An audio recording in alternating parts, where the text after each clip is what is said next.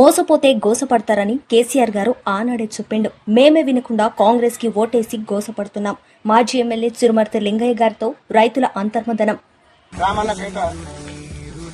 4 ఎకరాలు పొలం పెట్టాను ఆయన. 4 ఎకరాలు పెట్టినా అంతెందుకు మొత్తం నెలలు కట్టినా పట్నం పెట్టినా గొడ్లం పెట్టినా 4 బోర్లు వేస్తే ఒక బోర్ పడ్డది, అది కూడా పోయింది ఆయన. ప్రభుత్వం ఏం కోరుతున్నాం ఏం చేస్తున్నారు? మాకైతే కేసీఆర్ ప్రభుత్వం ఉండగా చేసి చెప్తా ఇచ్చినాడు. వచ్చింది నా జేబులో పైసలు 11 సార్లు. అయితే ఇంతవరకు నాకు రుణమాఫీ కాలే. 2 లక్షల రుణమాఫీ, రూపాయి కాలే. నాకు బాధ అవుతుంది. నా కేసీఆర్ ఓడేసుకుని కన్నులారా చచ్చిపోయేటట్టుంది. ఇప్పుడు ఆయన మాకు వచ్చింది సాగు.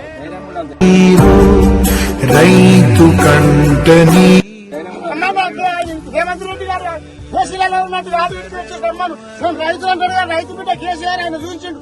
నేను రమ్మను మరగాడైతే ఇక్కడికి వచ్చి చూడమని, లేకపోతే మాకు ఇంటి కొనుకొచ్చి 5 మంది నిమ్మలు పెట్టాను. ఈ 4 ఏళ్ళు మాకు కేసీఆర్ మాకు అన్ని పడ్డాయి. నేను చచ్చిపోయేటట్టు ఇప్పుడు మేము ఏం చేయము చెప్పి ఇతరాలు కూడా ఊరు పెట్టుకోవాలి. మేము 4 లక్షల అపాయింది మాకు. రుణమాఫీ చేసినంత ఎవరు చేసావు? ఒక బ్యాంకుల కాదు, ఒక్క ఇంట్రెస్ట్ గిట్ట ఉంటే నా చెవు కోసుకుంటాం. ₹1 కాలేదు. ఈ పెడతాడు, ఆ పెడతాను, 4 పెడతా కూడా ఇబ్బంది రాలేదు. నేను ఏం చేయాలి? కేసీఆర్ గారు ఓట్లు అనుకుని కన్న పోదింటున్నాను. ఆయన కాలం వచ్చింది.